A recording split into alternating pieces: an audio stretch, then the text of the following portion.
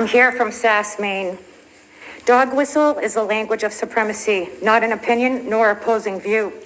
Dog whistle is claiming someone is taking a politicized stance when that statement alone is dog whistle. It's purposeful to disorient people and cause discourse, to disorient us common folk. So while mayor would be silenced, council would be able to continue to push in niceties propaganda or minimize it to an opposing view when it's dog whistle.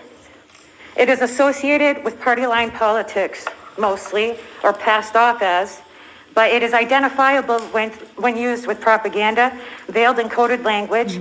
Often dog whistle is under the guise of being politicized, which makes comments seem innocuous.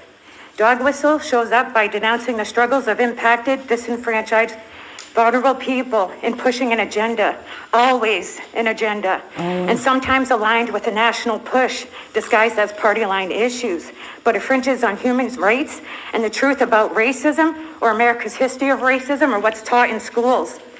There are indicators that speak to a probability of higher alignment to being indoctrined or reeled in to repeat the language or actual supremacy. The use of dog whistle is not always an indicator. There are other factors that speak to alignment, like selling Nazi propaganda, backroom politics, veiled threats. Politicizing city municipal government should raise a red flag to us all. Tactics like this infringe democracy, due process, and order of Robert's rules. Politics are not part of the process because local government is not about politics. It's due process honoring democracy for the people.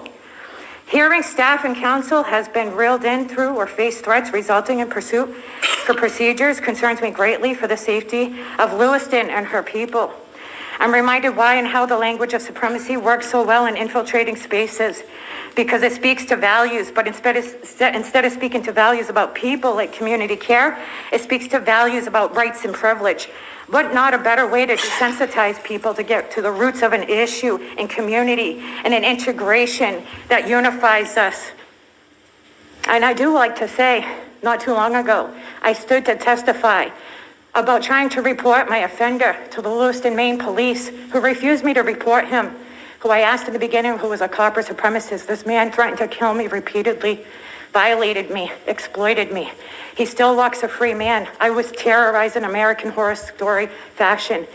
And I told my story and still gaslit by certain city councilors here that they never heard anything bad about the police.